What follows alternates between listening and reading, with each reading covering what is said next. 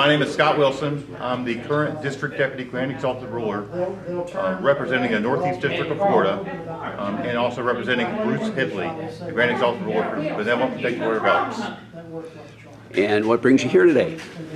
Flag Day is a very important part of our nation's history, and I'm very thankful to be a 30-year member of Jacksonville 221. I'm here to support my members and the city of Jacksonville. 30 years, so you've attended a number of these ceremonies. Yes. Seen a number of old glories put into retirement. Yes. Yes, very good. Thank you for what the Elks do. This is a great way to honor Old Glory. Long may she wave. Thank you, sir. Thank you. Good morning, Carla. What brings you here this morning?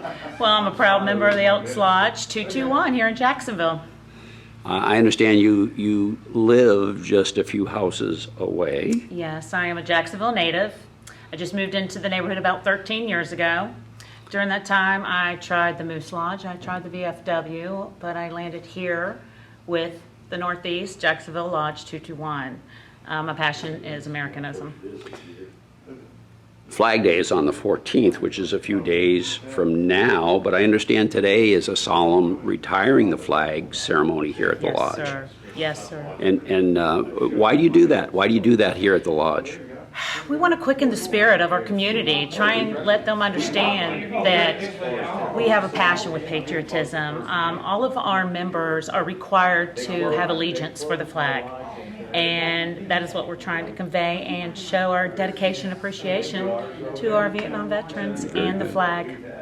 Well, thank you for doing this. The community certainly needs it, and we're glad that you're here and energetic, and it'll be a beautiful day. Thank you.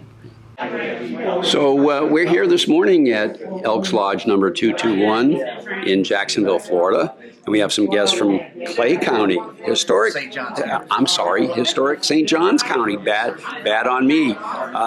Chaplain, why are you here today? I am here to sing the national anthem, to lead in God Bless America, and then at the end, I'm going to lead in Your Grand Old Flag. Oh, absolutely, absolutely. Is this your first time here at this lodge? Sir, I've been here before. It's been a few years back, but we always enjoy coming. This is a great time for us. Excellent.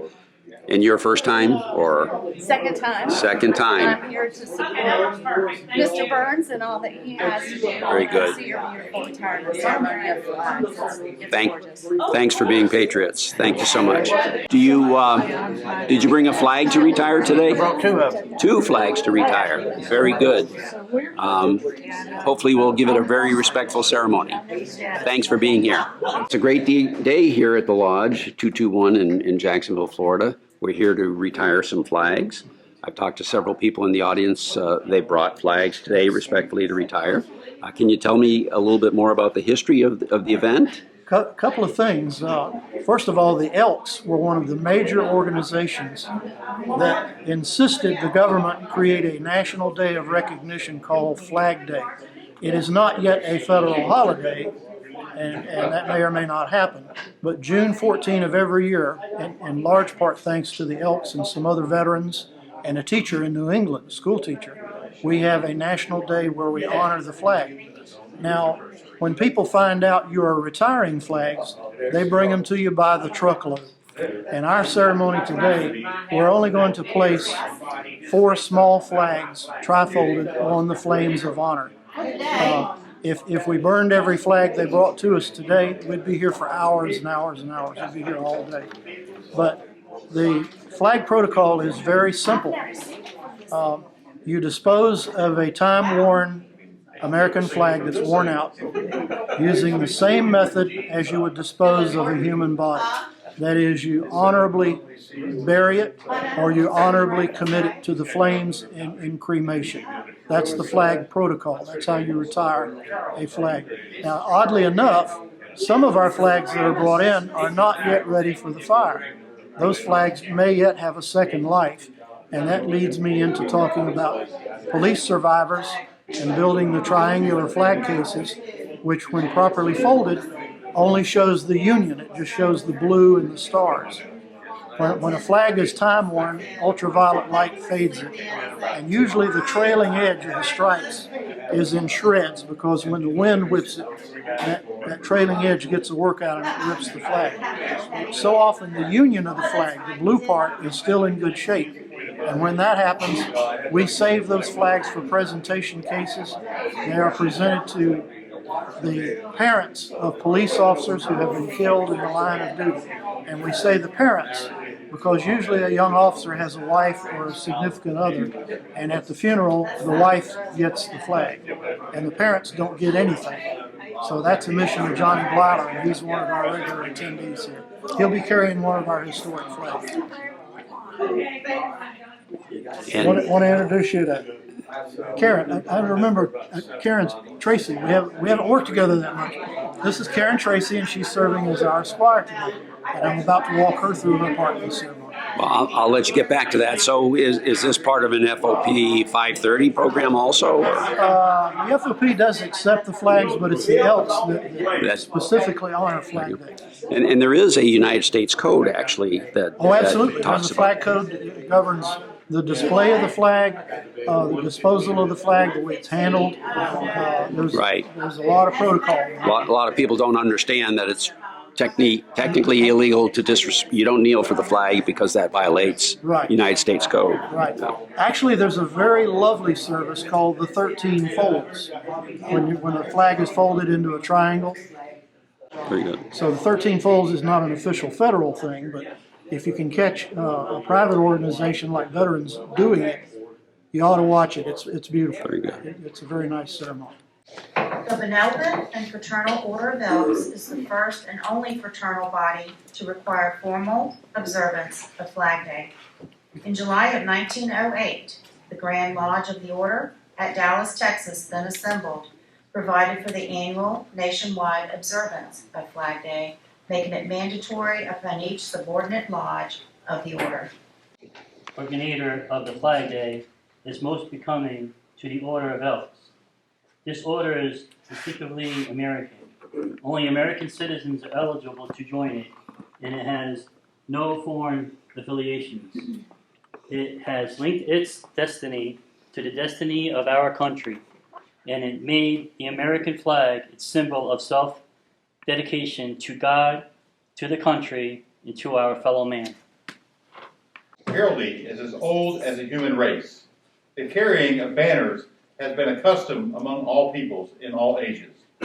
These banners usually contain some concept of the life or government of those who fashioned them.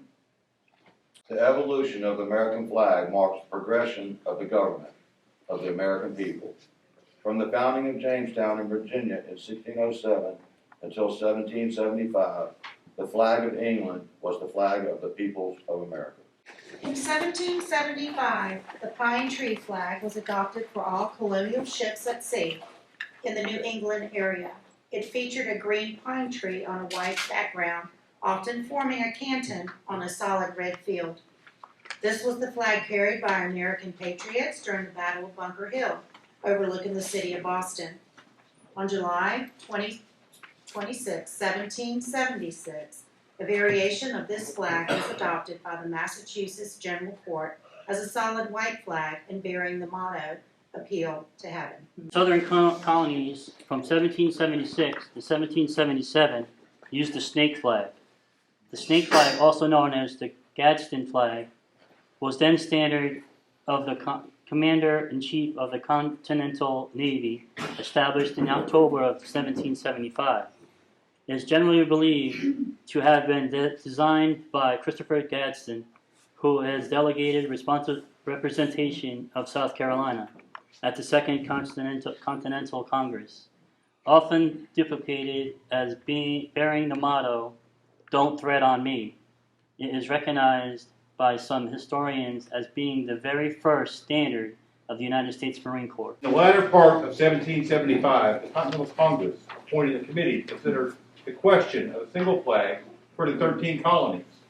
That committee recommended the design of 13 alternate stripes of red and white with an azar field in the upper corner bearing the red cross of St. George and the white cross of St. Andrew. John Paul Jones, the senior lieutenant of the flagship, Alfred hoisted this flag to the masthead on December 3rd, 1775. And 1 month later, it was raised over the headquarters of General Washington at Cambridge, in compliment, as he wrote, to the United Colonies. This flag, called the Continental Colors in the Grand Union, was never carried in the field by the Continental Land Forces, but it was used by the Navy as its exclusive ensign and was the first American flag to receive a salute of honor, a salute of 11 guns from the Fort of Orange in the Dutch West Indies.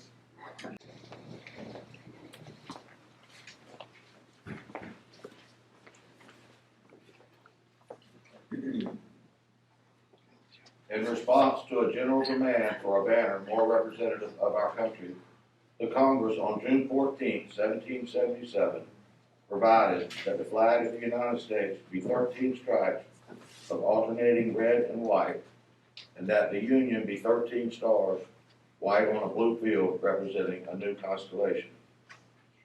It is generally believed that in May or June of 1776, a committee consisting of George Washington, Robert Morris, and George Ross commissioned Betsy Ross of Philadelphia Quakers to make a flag from a rough design they left with her. It is said that she suggested that the star should have 5 points rather than 6. This starry banner was first flown at Fort Stanwix, called Fort Schuyler at the time, near the city of Rome, New York, on August 3rd, 1777. During a British and Indian attack. The first official salute to the Stars and Stripes was given on February 14, 1778 by France on the French coast when the Ranger, under the command of John Paul Jones, was saluted by the French fleet. This flag, then carried by the Ranger, was made by the young women of Portsmouth, New Hampshire, from stripes of their best colored silk dresses and the white wedding gown of a recent bride. It is said that this same Ranger's flag was flown by Jones's ship, the Bonhomme Richard, in its thrilling flight by moonlight upon the high seas with the British frigate Serapis. When the Serapis struck her colors, the immortal fame of John Paul Jones was ensured as the intrepid defender of the youthful republic. The original 13 stars and stripes represented the original 13 colonies. In 1795, 2 additional stars and stripes were added to represent admission to the Union of Vermont and Kentucky. Under the banner of 15 stars and stripes was founded fought the War of 1812. It was the site of it flying over Fort McHenry on September 4, 1814, that inspired Francis Scott Key to write what was to become our national anthem, the Star-Spangled Banner. Miss Margaret Young, who cut the stars for that particular banner, subsequently became the mother of Henry Sanderson, the Grand Exalted Ruler of the Order of Elks in 1884.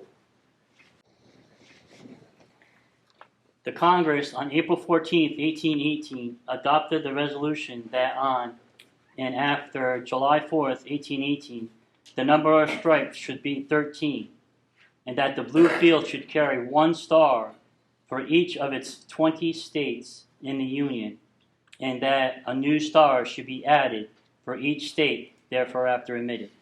Since 1818, there has been no change in the flag design except that 28 new stars were added before July 4, 1912. A flag of 48 stars flew over this nation for 47 years, until just before the Vietnam War. On July 4th, 1959, a star was added for Alaska, our first non-connected state, and a year later, Hawaii, our island state, added a 15th star. Our present flag, 50 stars and 13 stripes. Ladies and gentlemen, please stand as you are able for our presentation of our national colors.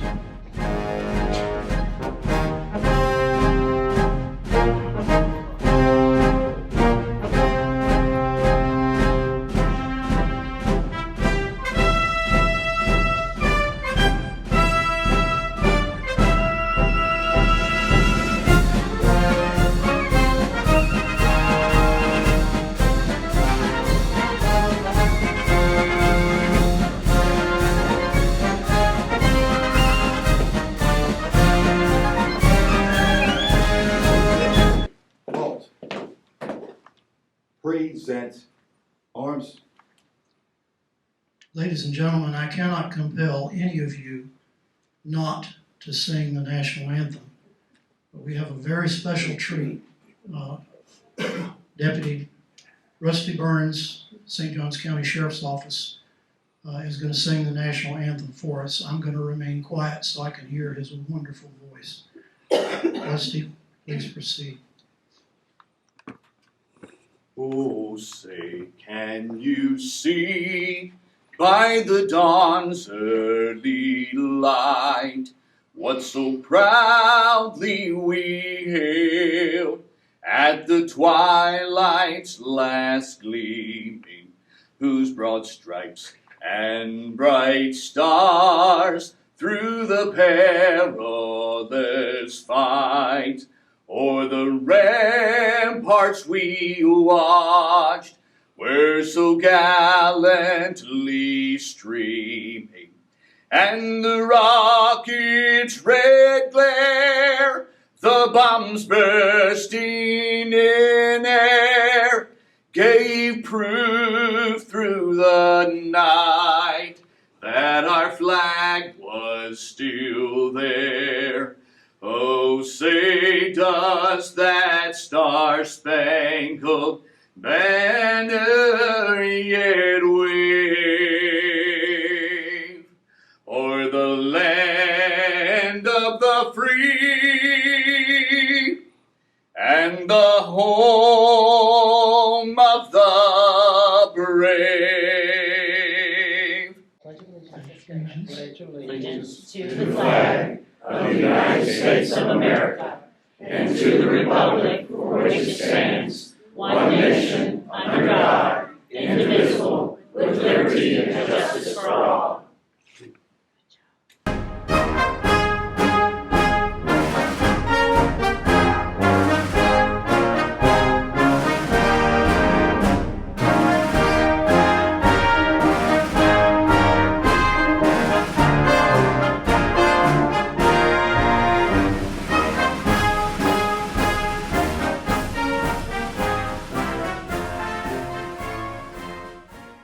We take these flags that are not ready for the fire and case them, present them to a parent who doesn't see it coming. And he's had more than one survivor come up to him and say, "You saved my life. I was going to commit suicide. You gave me this flag. Every day when I get home from work, go in the front door, that's the first thing I see is that flag y'all gave me." Now, how's that for a Flag Day story? Can I say something real quick? Go ahead, John.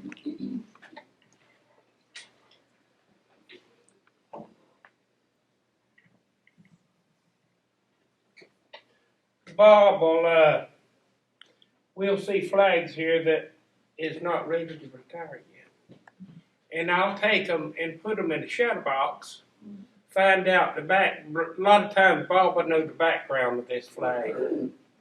And I'll pick out a mama and daddy, present it to them, and I'll tell them the background, and it's exactly what their dad was in the military. Their mama was in the military. And it's the way God works through me to find these parents to give this flag to. So we repurpose a lot of this stuff, and I present them to mom and daddies in need. And you wouldn't believe how this will save your life. My name is Bruce Wells. I'm from Jacksonville, Florida, and I'm a Vietnam vet, but I'm one of the youngest Vietnam vets that you will know. 1973 came around, January 27th. We signed a peace treaty with Vietnam, North Vietnam.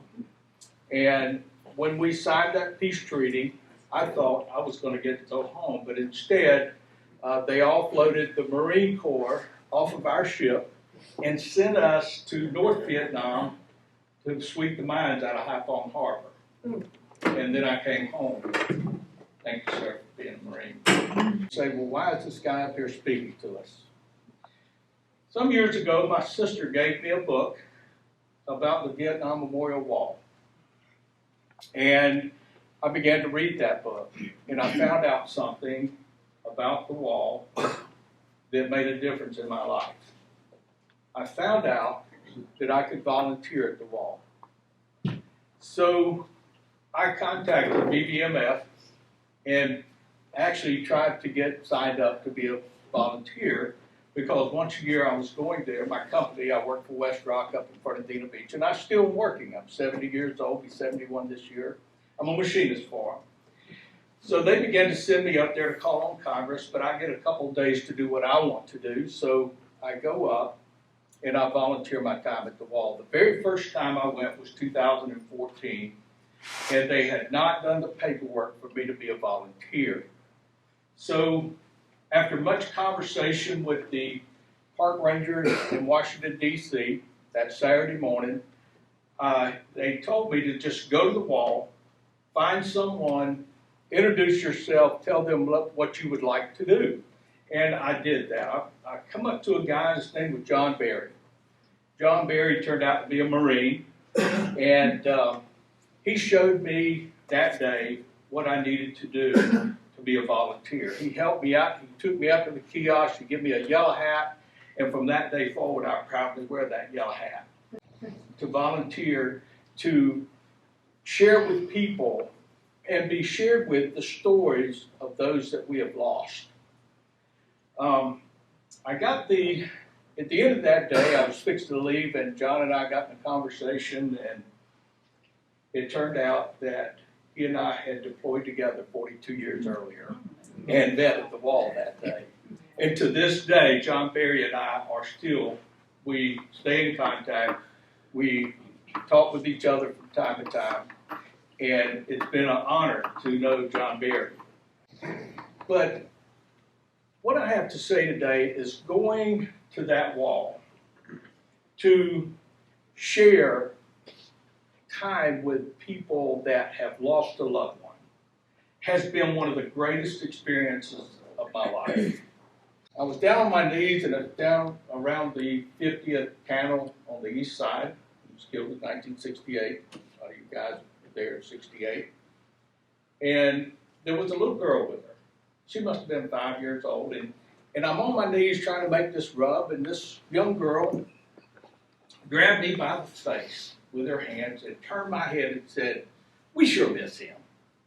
And it just tore my heart out. But then this little girl, I said, I knew I had to do something different. I said, "Do you see what I'm doing?" She said, "Yes, I do." I said, "How about you making this rub?" And I sat there and held that piece of paper for that young girl to make her family members rub. I'd like to introduce my friend, as of last night, Lieutenant J.G. Allen UN. We love you, man. Glad you're here with us. Go ahead. Hi everyone, I'm Lieutenant General Alan Nguyen. I'm a pilot at HSM 40, stationed in Naval Station Mayport. Like you gentlemen said, my parents are war refugees from Vietnam. My dad tried leaving in 1975, was caught for the crime of trying to leave the country, spent a year in prison for that stunt, left in 1976, but decided to go to Cambodia when they had the whole killing fields Pol Pot thing. My mother's side was South Vietnamese Arvin. My grandfather was a POW for over 12 years. And my dad was one of the boat people and eventually made it to the United States. Lots of my family were in prison, tortured, and summarily executed for the crime of believing in freedom. My mother's family was held as political prisoner in Vietnam for 12 years, and then eventually made it, by the grace of God, to the United States. My dad arrived in '81. My mom arrived in 1992. And I'm just here with a particular affinity for the Vietnam veterans, because they're the reason why I can wear this uniform. And every day of my life, I say a prayer of thanks for the opportunity that this country was able to give my family, because we had no right to be here. We had no God-given right to be here. But didn't want to be a burden on this society. And so, why am I doing this whole gig? Because I feel that I'm paying back a debt that my family owes this country, and we're not asking for anything in return. So that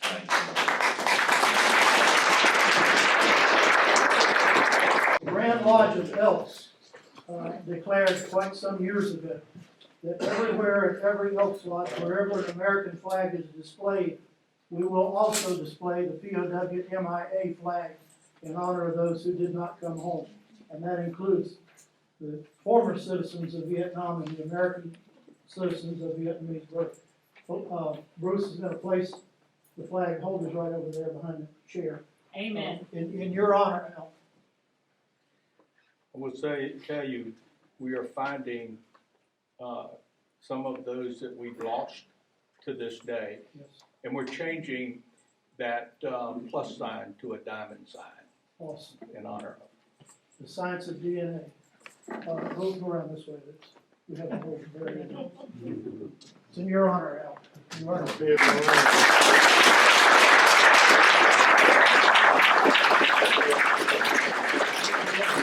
This young lady who stands before you is Officer Jessica Kramer. Jessica took it on herself, like Dad Schinholzer did so many years ago, to look after the families. She spent an enormous amount of her personal time and her expense, hospital visits, rehab visits, taking family members transportation if they need it, so on and so forth, looking after the families behind these officers who have come so close to giving their all so we can live in peace in this city. I said this is a great time to recognize her.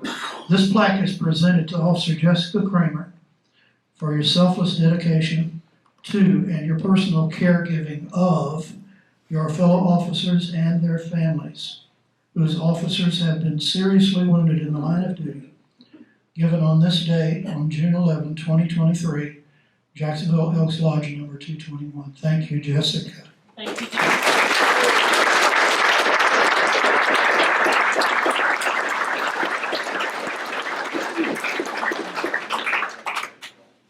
The North Florida HIDA is, well, the HIDA itself is a federal program. There's 33 of them across the United States.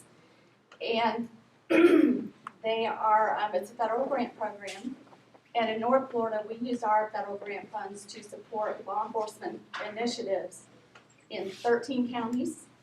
And their sole purpose is to identify and shut down drug trafficking individuals and organizations within our state. Bingo. We love you. Thank you. This is the exalted ruler of Orange Park Lodge number 2605. Her name is Elise Taylor Sinbad, and she has a couple other members here with her as well. And we join her, we welcome her here, and thank her for being here. Yes, will your fellow members please, where are they at? Where are you guys at?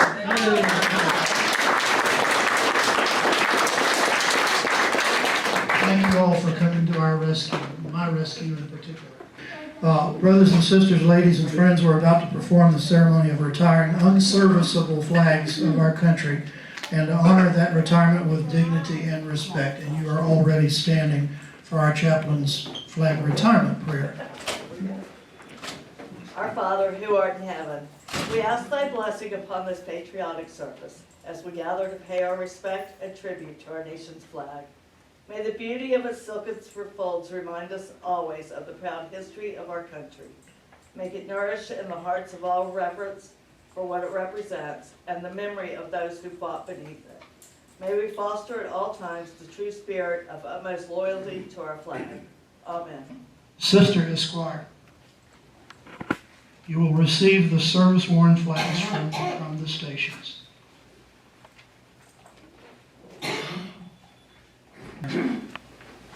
The flag is a symbol of strength and unity, which is made possible by love and consideration for the fellow man in a great common cause. For the good of our nation, may the flag consistently remind us and always encourage us of our duty to our fellow man.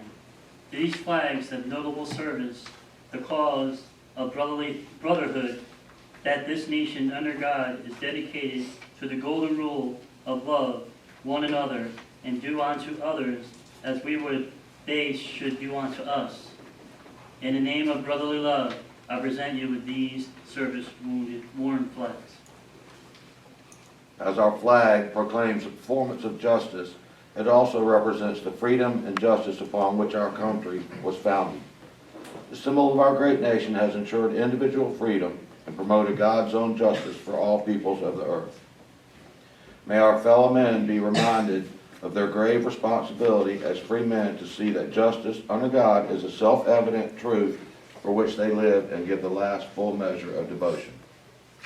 May our faith in justice, inspired by the Bible, be true and saving. May our justice enable us to perceive the merits of others and control our opinions and dealings with our fellow man. In the name of eternal justice and with an unswerving trust in the mercy of our Heavenly Father, I present to you these service-worn flags. This station, which is represented by the flag of our country, the emblem of freedom and the symbol of unity, signifies the cardinal attribute and crowning virtue of our order, charity. May our charity be governed and guided in thought and deed by our duty to our fellow man. May it be boundless and all-embracing. May we be ever conscious of the principles it represents. May these flags recall the virtues of compassion and charity for our fellow man.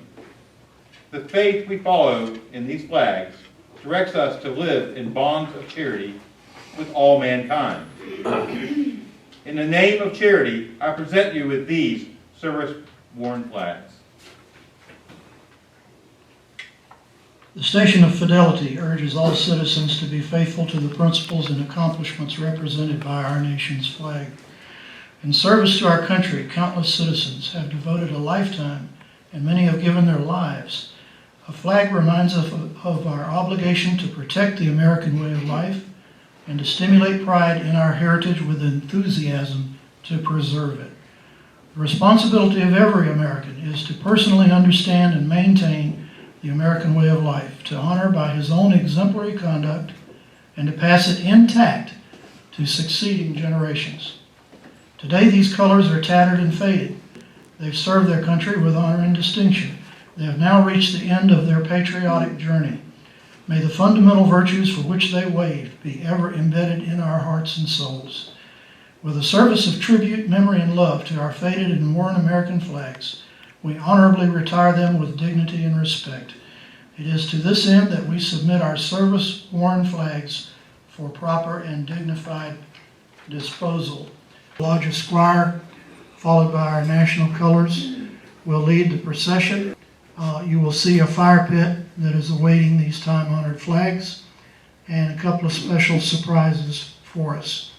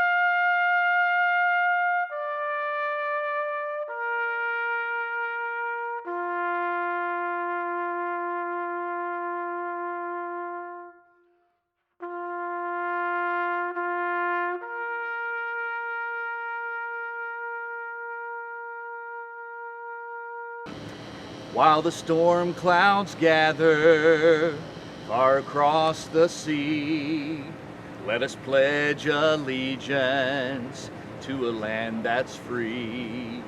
Let us all be grateful for a land so fair as we raise our voices in a solemn prayer. God bless America, land that I love. Stand beside her and guide her through the night with the light from above. From the mountains to the prairies, to the oceans white with foam. God bless America, my home, sweet home. God bless America, my home, sweet home. Good job. Good job, everyone. Here we go. Chorus on it. You're a grand old flag, you're a high-flying flag, and forever in peace may you wave. You're the emblem of the land I love, the home of the sweet and the brave. Every heart beats true in the red, white, and blue, where there's never a boast or brag. When should all acquaintance be forgot, keep your eye on the grand old flag. Woo!